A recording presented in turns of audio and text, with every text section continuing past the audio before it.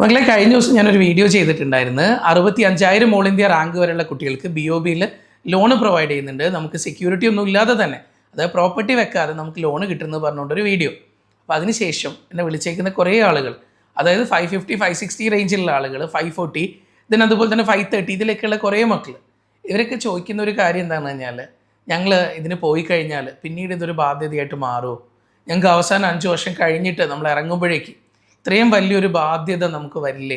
അതായത് എല്ലാം കൂടി ഒരു 40 ലക്ഷം രൂപ എന്ന് പറയുന്നത് കഴിഞ്ഞിറങ്ങുമ്പോഴത്തേക്ക് ഒരു 45-50 ലക്ഷം രൂപയായിട്ട് മാറൂലേ? അപ്പോൾ അതിനേക്കാളും നല്ലതല്ലേ ഒരു തവണയും കൂടെ ഞങ്ങളൊന്ന് ശ്രമിച്ചു നോക്കുന്നത്?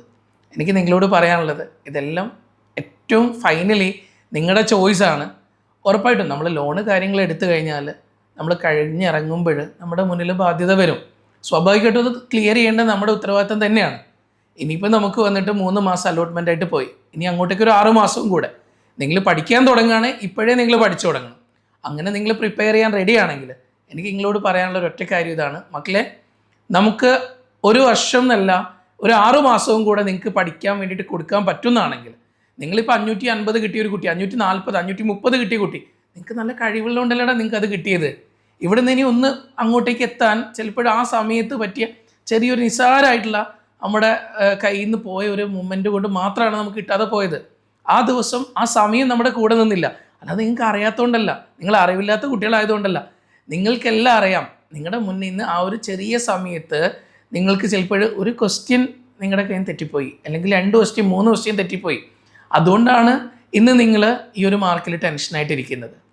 നിങ്ങൾക്ക് ഒരു വർഷമില്ല, ഇനി 9 മാസം ധൈര്യത്തോടു കൂടെ നേരിടാനുള്ള ആ ഒരു തൻ്റെ ഇടം ഉണ്ടെന്നാണെങ്കിൽ മക്കളെ ഇറങ്ങിത്തിരിക്കടാ. ഈ ലോണും വേണ്ട, ഒന്നും വേണ്ട. നിങ്ങൾ നന്നായിട്ട് കഷ്ടപ്പെട്ട് പഠിച്ചു കഴിഞ്ഞാൽ ഈ ഒരു ചെറിയ സമയം കൊണ്ട് അടുത്ത വർഷം ഗവൺമെൻറ് മെഡിക്കൽ കോളേജിൽ പഠിക്കാം.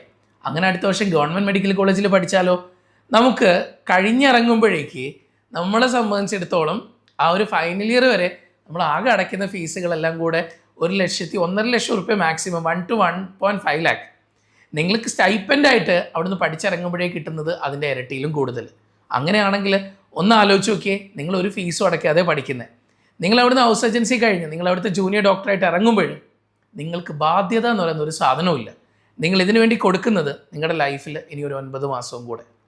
ഈ 9 മാസം വേണ്ടാന്ന് വെച്ചിട്ട് നമ്മൾ ലോണിൻ്റെ പിന്നാലെ പോകുമ്പോൾ നമ്മൾ നഷ്ടപ്പെടുത്തുന്നത് നമ്മുടെ പിന്നീട് മുന്നോട്ടേക്കുള്ള ഒരു സമാധാനം. ഈ സാധനം നമുക്കുണ്ടെന്നാണെങ്കിൽ പിന്നീട് അത് തലയ്ക്ക് വല്ലാത്തൊരു ഭാരമായിട്ട് മാറും.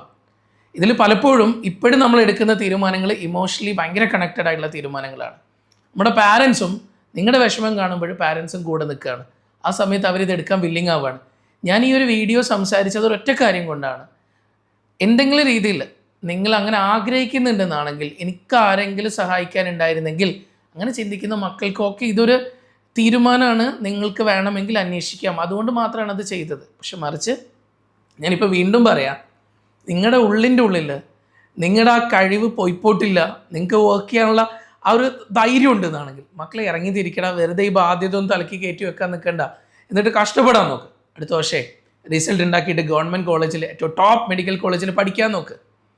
ഇങ്ങനെയുള്ള കുട്ടികളോട് എനിക്ക് പറയാനുള്ളത്, നമ്മുടെ സൂപ്പർ 30 ബാച്ചിലേക്ക് നിങ്ങൾക്ക് ആർക്കെങ്കിലും വരാൻ താല്പര്യം ഉണ്ടെന്നാണ് നിങ്ങൾ പോര്. ഇവിടെ നിങ്ങൾക്ക് 525 മാർക്കിന് മുകളിലാണെങ്കിൽ ട്യൂഷൻ ഫീ ഇല്ല, ഹോസ്റ്റലില്ല, മെസ്സില്ല, ഒന്നുമില്ല, ഫുള്ള് ഫ്രീ ആയിട്ട് പഠിക്കാം. നിങ്ങളിവിടെ വന്ന് പഠിക്കാൻ നോക്ക്, റിസൾട്ട് ആക്കിയിട്ട് തിരിച്ചു പോകാൻ നോക്ക്. അടുത്ത മെയ് ഫസ്റ്റ് വീക്ക് കഴിയുമ്പോൾ ഏറ്റവും നല്ല റിസൾട്ടുമായിട്ട് നമുക്ക് ഹാപ്പി ആയിട്ടിരിക്കാം. നമുക്ക് എയിംസും ജിപ്മറും കാലിക്കറ്റും ഏറ്റവും നല്ല മെഡിക്കൽ കോളേജുകൾ സ്വപ്നം കണ്ടുകൊണ്ട് നമുക്ക് മുന്നോട്ടേക്ക് പോവാം. നിങ്ങൾ ഇനിയും എന്തിനാ ആലോചിക്കുന്നത്? ഇനി ഓക്കെ, നിങ്ങൾ വന്നിട്ട് നിങ്ങൾക്ക് തോന്നുകയാണ് ഒരു 10 ദിവസം 15 ദിവസം നിന്നു, അയ്യോ എന്നെക്കൊണ്ട് പറ്റൂല, ഞാനിത് എന്നെക്കൊണ്ട് പറ്റേയില്ല, ഞാൻ മതി നിർത്തുകയാണ്, എനിക്ക് ഈ വർഷം തന്നെ ഞാൻ സെൽഫിൽ പോവാണ്. നിങ്ങൾ പോയിക്കോടാ. പക്ഷേ ട്രൈ ചെയ്തിട്ടാണ് ഞാൻ പോയത് നിങ്ങൾക്ക് പറയാൻ പറ്റും. മനസാക്ഷിനോടെങ്കിലും നിങ്ങൾക്ക് മനസ്സറിഞ്ഞ് പറയാൻ പറ്റും, ഞാൻ ഒരു തവണയും കൂടെ ട്രൈ ചെയ്യാൻ നോക്കി, പക്ഷെ എന്നെക്കൊണ്ട് പറ്റാത്തതുകൊണ്ടാണ് ഞാൻ പോയത്. അപ്പോൾ മക്കളെ ആലോചിക്കല്ലേ, പോരിങ്ങോട്ടേക്ക് JPSലേക്ക്, കൊയിലാണ്ടിക്ക് വണ്ടി കയറിക്കോട്ടോ.